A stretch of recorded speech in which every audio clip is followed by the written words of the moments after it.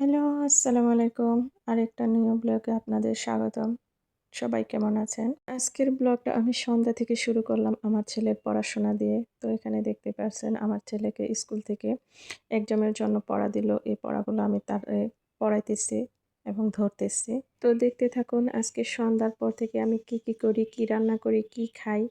কিভাবে কি করি আশা করি ভিডিওর সাথেই থাকবেন। তো এখন যেহেতু রাত্রে রান্না অবশ্যই করতে হবে। তো আমি ফ্রিজটা খুলে দেখতেছি যে কি রান্না করা যায়। অবশ্য আজকে টুনা মাছ রান্না করব।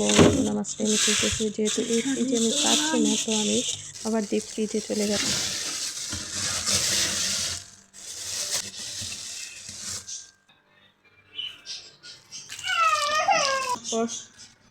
তেল ছাড়া আমি এগুলা ফ্রাই করব।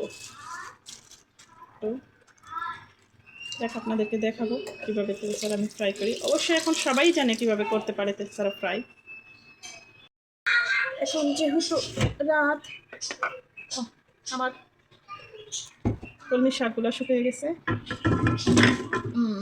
প্রচুর পানি টানে কলমি শাক, ঠিক আছে। তো এখন আমি একটু পানি দিয়ে দেব।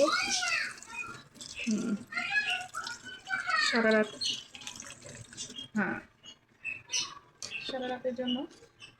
সকাল হইতে হইতে দেখা গেছে যে আবার সকালবেলা পানি দিতে হবে, এটাই আছে। যাক, রাতের ভিউ লাগিয়ে। স্কুল যেহেতু আপাতত এখন অফ, বাড়িতেই পরীক্ষা নিচ্ছে।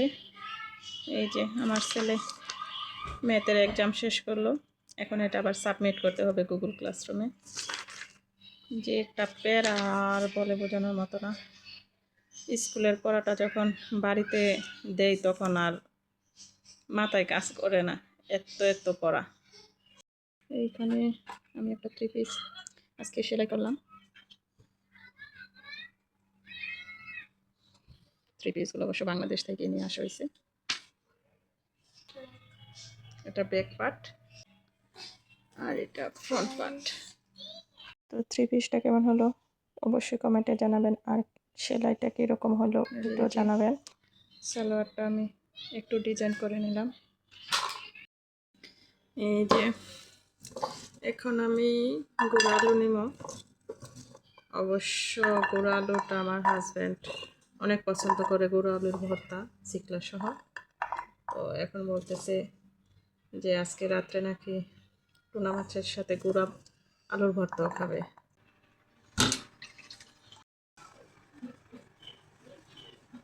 মেখে নেব।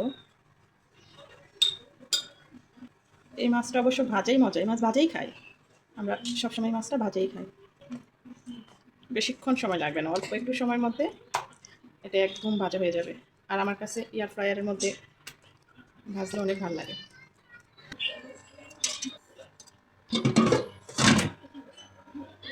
সেলসিয়াসে দিয়ে দিলাম। তো এখন হতে থাক, বাধ্য হবে আমার মাছ ভাজা হবে আর আলুটা ভালো করে ধুয়ে তারপর সিদ্ধর মধ্যে বসিয়ে দেবো। সিদ্ধ করতে অবশ্য বেশিক্ষণ সময় লাগবে না, ছোটো ছোটো আলু তো অল্প একটু